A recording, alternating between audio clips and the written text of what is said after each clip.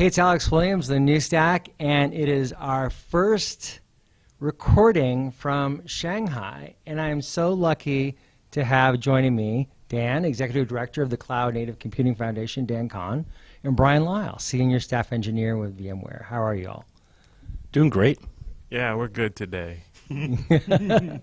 Good. Well, we're good too. And so we're just getting into the flow of things. But the focus of our conversation is on open source sustainability. And I think the first question I have, before we get into kind of into like the foundation and kind of the work you're doing there and the state of the open source projects in light of sustainability, I'm just curious on your vision of sustainability. Like, what does sustainability mean to each of you? Maybe Bryan, we can start with you. Oh, wow. So I saw the notes before this, and I was actually trying to think of a really good answer, and it failed me, so I'm just going to come off the cuff. Okay. When I think of open source sustainability, I don't think about any particular piece of software. I think of whole ecosystems of software. So like we're in the cloud native ecosystem, but there's also, the web development, whether it be React or Angular or something else. Making sure that, one, that there is enough projects to make people feel satisfied. Two, that those projects have some type of governance, whether it's from a company or a governing group or a group of people to make sure it exists. And then three, making sure that when people come into ecosystems, they have what they need to be able to be successful, whatever that might be. Mm-hmm. Dan? I would say that what we're doing here in the cloud native ecosystem at KubeCon, Cloud Native Con Open Source Summit, in this whole community, is building the infrastructure for the next several decades. And so I think it's a huge issue and concern to say, hey, some of the critical aspects of that infrastructure are not getting the funding and the support that they need to. And you may know that I co-founded the Core Infrastructure Initiative inside the Linux Foundation 5 years ago after Heartbleed, when we found that OpenSSL was not getting the investment that it needed, and we were able to pull together several $1 million from a lot of the biggest technology companies and help support that. But it remains a huge challenge that there are really critical projects and libraries and upstream dependencies and such that are not getting the investment that they need. And so the Linux Foundation is looking at projects like Community Bridge, where we're looking with GitHub at their sponsors program. And then we have really the whole point of foundations like the Cloud Native Computing Foundation is that when a group of companies come together and say, hey, this is really important for us, we think that this infrastructure, that this software matters, that they can come together and fund it and support it and pull together a community. So we just had a really pretty neat example of that last week where starting about 6 months ago, the Kubernetes Product Security Committee, I think that's the name, Project Security Committee, commissioned a security audit. And the initial results of that have come back, and you're starting to see the CVEs be issued and the fixes and such. And that was $250,000 that CNCF was able to invest in it. And that money is essentially the profits from KubeCon. And so because there's so many people that want to come to these events, because the sponsors want to back it, that we're able to run these events and actually run them at a profit, and then take that profit and invest it back into the projects to help them be more successful. Bryan, I'm curious from your point of view how you view the people angle. You talk about the governance, right? And when you look at the governance, the CNCF has a governing board, and then the governing board elects the technical oversight committee. And in the governing board, there have been efforts, I think, to add more people to the governing board. And then the technical oversight committee is also looks like it's growing. I'm curious on your viewpoints on the people who are shaping it and how that the people shaping these, the governance itself affects sustainability of the overall organization. So I think, so just in general, I think the idea of having a governing board and then having a TOC is a great idea. It's a model that works in our ecosystem, this cloud native ecosystem. But I'm actually working on extending it to other realms entirely. I just think it's a very solid idea. But as far as the people and what's going on now, it's an interesting dynamic. You have all these companies out there trying to make money, and in a lot of cases, these companies are competing. But what I find at the personal level, you have people that are working together to make it better, because at a personal level, we don't want our peers to fail in any way. And I just love this model, and I think that there are going to be some warts. We are definitely trailblazing here, but overall, I think we're heading in a great direction. How do you make it reflective of the overall user base? So there's millions of people. You could argue billions at some point who will be using, who will be the end users of these technologies, and they'll come from all possible walks of life, right? So I'm curious on how that governing board, how that TOC will help foster the real capability to be able to serve those people out there who, as you say, this is what we're talking about is the foundation for the next, several decades. So one thing the TOC can do and does is get out of the way. So there's a principle in the European Union called subsidiarity, that every decision should be devolved down to the lowest level possible. And one of the things that's fascinating is that when you have a project like Kubernetes or Prometheus, or really any of our projects that are running quite well, the TOC does not get involved in governing them. They have a set of rules to say you need to have a governance process, it needs to be written down, it needs to be neutral, you need to follow it. And in principle, if one of these projects went completely awry, people could appeal to the TOC, and there's different ways that could get engaged. But the reality is that the most important function of the TOC today is a gatekeeping one, what projects come into CNCF and then how they move along, and then just making sure that they're getting the resources that they need from CNCF staff, so essentially an appeal point, and then just some guidance and counsel and a little help on the side.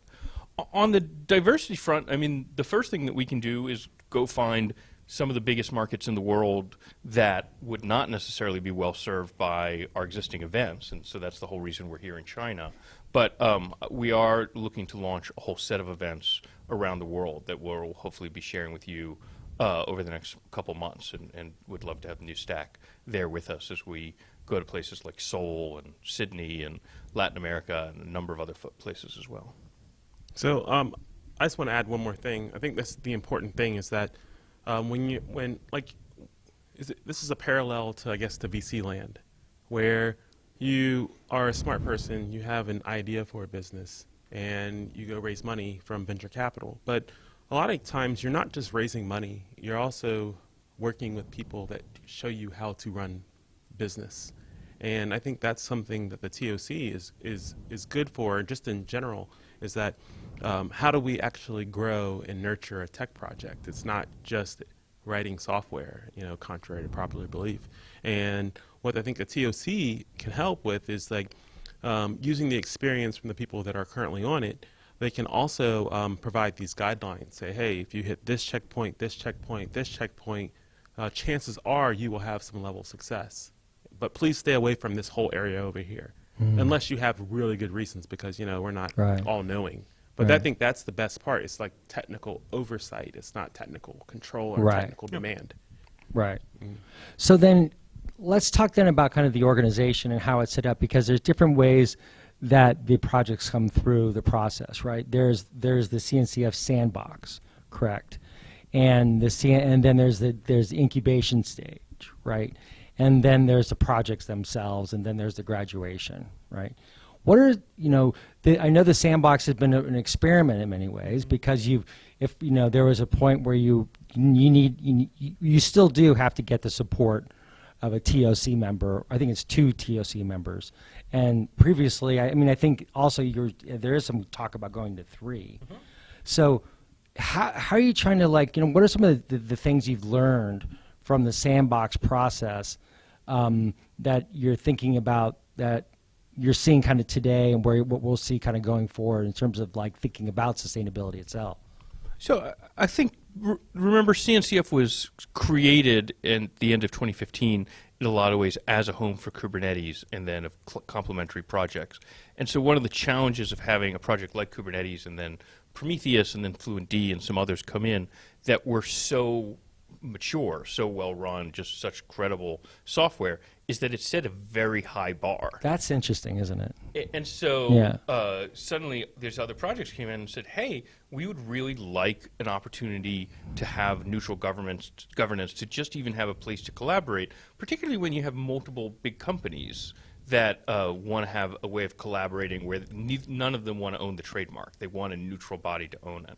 And so the Sandbox was a reaction to that. I believe it was Alexis Richardson, our original chairperson of our TOC, suggested it, and I remember that he felt strongly about the Sandbox term. And we've had a little bit of calibration issues where one of the things that we've now set with the TOC is that CNCF doesn't provide marketing help for those Sandbox projects. Now, they do get a session at KubeCon, which has a lot of value to them and helps them attract new users and such.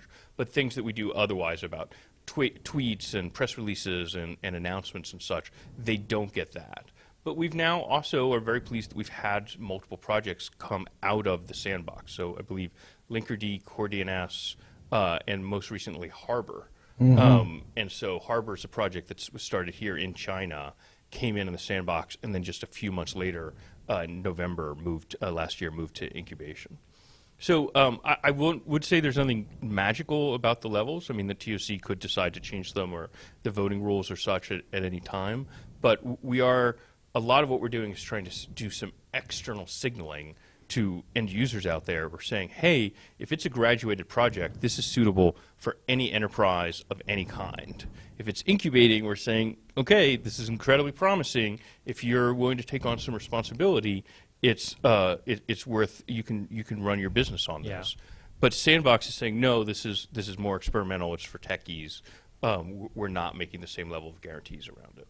And I think that's important because there's two projects in the Sandbox particular, Spiffy and Spire. These ideas they're great ideas. When we have applications, we want to know who we're talking to, and we want to be able to trust who we're talking to. But it's actually just a very hard problem. Simple idea, hard problem to solve. And I like that the Sandbox is theirs because they have time to explore that whole realm of their problem before they decide this is the way they're going. By the time they hit incubation, they should say, well, this is how we're going to succeed. And Sandbox can provide that, that safeguards and provide that governance while they are trying to figure out where they are. CoreDNS is an interesting project. It's one of the very few that's actually started by individuals as opposed to like organizations or corporate entities. How would you like to see that model evolve? Do you believe that you should continue to have that stress on the corporate sponsorship, or should there be more focus on finding individuals who can bring forward projects? I'd say that one of the unique things about CNCF compared to, say, the Apache Software Foundation is that we don't pretend that corporations don't exist. So we, for example, have some rules that in order to move, I believe, to graduation, you need to have maintainers from more than one company. And that's something that the TOC takes very seriously. And that's, for example, not a rule in ASF. But with that said, I don't think that there's a sort of ideal model for a CNCF project, that it needs to just come from the brain of a genius, like breaking out of a Greek god's head, or it has to be five. That would be helpful. Or it would have to be 5 companies coming together or anything else. I mean, what's nice is that I think at the end of the day, people are evaluating it based on the code and based on how well it works. And then also, I mean, we need to be real here. And maintaining and sustaining software requires time and money and things like that. And in some cases, I can think of a couple of individual products that are super successful in their own realm. But you think about all the big projects that we're using, they're all corporate backed, and for better or for worse, but really for better, because these projects, because they are corporate backed, so in the web realm we have Angular and React. And then you have Vue, which is actually not. Yeah. Right. But right now they're actually going through this problem where Vue 3 might fork. Right. And so, I always hesitate when people are saying, we want less corporate involvement in this, but corporate budgets allow these projects The to economics manifest. are Yeah, a and lot. like Kubernetes, we are very thankful to Google for what they allowed to happen, what they opened, because that really got us all here around this table talking right now. But there's other smaller projects that don't need that level, and I think that all these projects, whether they're big or small, should be able to exist. And depending on what the project needs, sometimes you just need corporate support. Yep, yep, yep. One of the questions that comes up then is about then the process going forward. So are there any changes you make to the incubation process going forward? Are there any kind of thoughts you have about the graduated project, how you continue to support them? One of the things I think about is that burnout that can happen, right, among maintainers. And we hear more about this topic, right?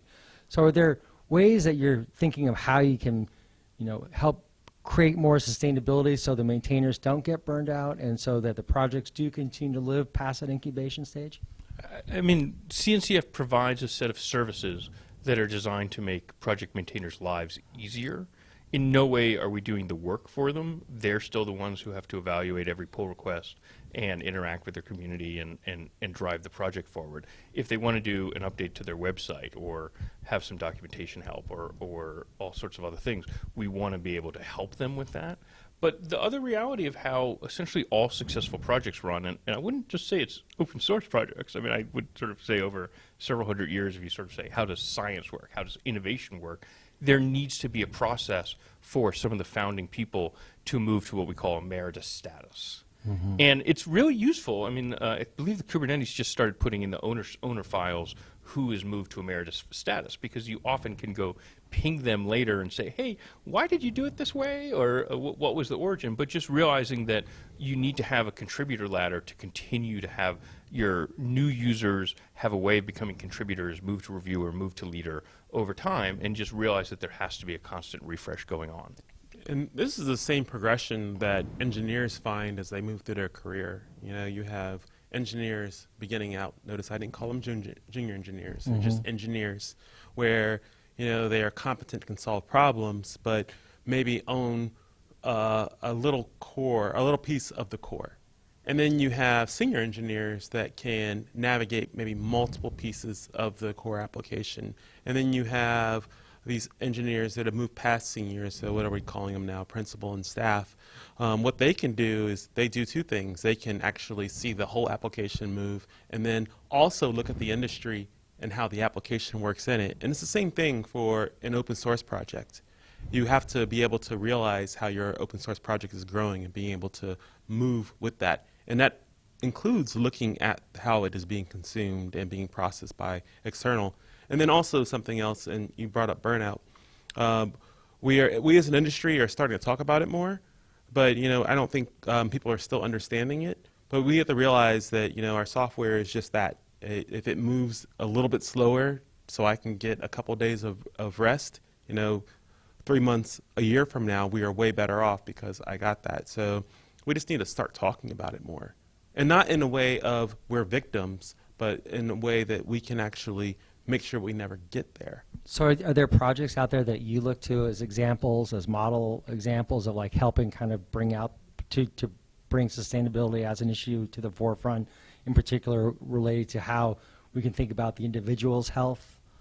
Yeah, a good example, and I'm pulling this one from a little bit back on the Ruby on Rails project. Back in 2006, I was involved. It turns out we were both at RailsConf Yes. in 2006, but Yeah. did not actually meet each other. Yeah, so I was involved, and what I've noticed throughout the years, I don't do any Rails development or even really touch Ruby, but I'm always interested in the community. But what I've noticed is that, you had David Hannemeyer Hansen, he's leading it, and he's ebbing and flowing, but you have different leaders over time who come and basically take the reins, and then they get enough, and they basically have grown the people behind them, and then when they're tired, they come take the reins, and then another person comes and takes the reins. I like that model, and I've seen maybe 6 or 7 generations of just great leaders over there, and The project it's interesting because maybe that model is not sustainable in the future. I'm talking about just Rails in general, but I think that model of how they're running the project is super sustainable, and people should pay attention. And it differs from a project like Kubernetes. Kubernetes is way bigger than that. So Kubernetes is like 100 projects in one. But I think as SIGs mature and what they'll find, and with working with specifically in Kubernetes like SIG Arch, what they'll find is that they'll find their rhythm and be able to make sure that they can hit the cadences they want. Any projects that you would cite? I might just give a quick shout out for KubeCon Cloud Native Con, and particularly Aaron Krickenberger, but over a dozen people in Seattle just described the experience as overwhelming. And there were a couple things that were contributing to that. We were a little too big for the venue, and so in terms of like places to sit down and noise, and the fact that we couldn't close the sponsor showcase during keynotes, which is we normally like to do because it gives people who are working the booth time to rest, and there just wasn't enough place. So we had reasons for it, but we took the feedback very seriously. And I was glad that in Barcelona, and you'll see it again in San Diego, that we had a mental health and open source booth. We had a speaker on it. It was a constant topic that we really wanted to say, hey, this is something serious, that you're not the only one out there feeling overwhelmed or exhausted by this, and there's a lot of ways that we can help you deal with that. And just a little plug, there was a talk, I think it was the last session in Barcelona. It was Aaron and Stephen Augustus, and It was a panel. and then Ashley McNamara, and I encourage people to go watch that. And what I want you to get out of it is understand the feelings, and then understand that you're not alone, and then go figure out how to cope with it. Don't do Don't do it in the other order. Yeah. You'll kill yourself. And that's so hard, isn't it? I mean, because I think everyone kind of feels alone in some way, but to actually get out there and talk to people about it, that's important. One of the questions I do have is about, this question comes up about biases and and how they have been present in communities, for a long time. And one of the questions is about selecting maintainers. And how do you think about the process of selecting maintainers so they do represent really that, they represent the overall community? The question is, how can we also help empower underrepresented minorities in tech, to become maintainers of open source software projects? I have an idea because we did it in Barcelona. There's Nikita, young lady from India. Actually, she was just doing her internships last year, and now she works at Lutza in Sweden. I believe that's where it is. Germany, but she's still working out of India. Yeah, she's still working out of India. She came in and started basically looking at what she could do, and then she learned about what she was working on and started doing more. She is now a Kubernetes maintainer.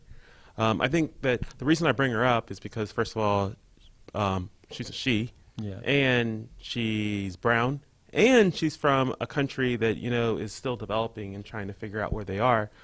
She's figured out a great model that I think a lot of people could actually follow in.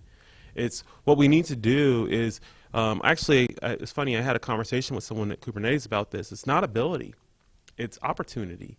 And what we need to do, as whether it's CNCF or me working for a pretty large company, is we need to make more opportunities available. Because what we find is we like to select people that look like us, who think like us, and that's just human bias, and that's something that we all need to improve on.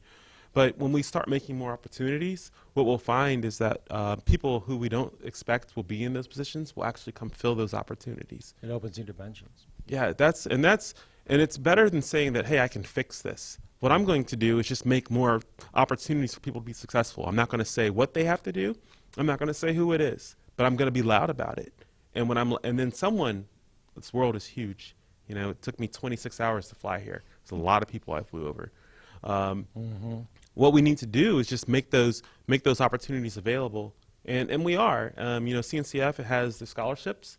Companies are making better efforts now to get people who don't look like what the status quo is to do these things. And I say this as a black dude. I see it. Is it great? No. But we got to start somewhere, and then we got to evaluate and then figure out how we can do better in the future. That's great.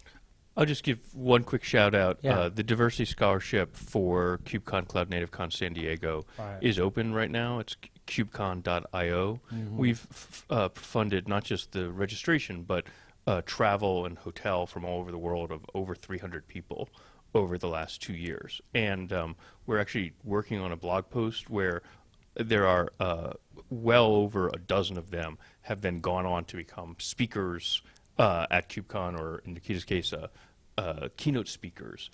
And many of them have moved from challenges in their careers into really well-paying jobs. So we're incredibly excited to keep that pipeline going and to expand it. I guess my last question is about non-English speakers, and we're here in China, and the question: how is the organization, the CNCF, trying to be more inclusive of non-English speakers? Because often, that's a big question, especially as as we see here in Shanghai. So CNCF has a fully paid staff member, Zach, who's down at the Kubernetes Contributor Summit right now doing a doc sprint. And for example, we have 2 people here from Indonesia who are now kicking off the effort to translate the Kubernetes documentation into Indonesian, or one of the Indonesian languages, that to make it accessible there. Now, the reality is that for technology today, English is the lingua franca for development. And so to move up the contributor ladder, people are going to need to learn at least a technical level of English in terms of being able to operate over mailing lists and that kind of thing. But we absolutely think we can lower the bar, and you now see Kubernetes documentation in particular available in Chinese, in Japanese, in Spanish, and it's expanding into more languages. So we're thrilled to make that on-ramp easier. Yeah, and this is hard. I'm a native English speaker, but what I find is that it goes back to this opportunity thing. So whenever we actually interview every single keynote speaker before they get on stage, not to just hear their talk, but to give them insight and say, hey, did you think about this? Do you need help here? One of the speakers for China asked me, said, can I give this talk in Chinese? And I thought that was a crazy question, because I said, we're in China.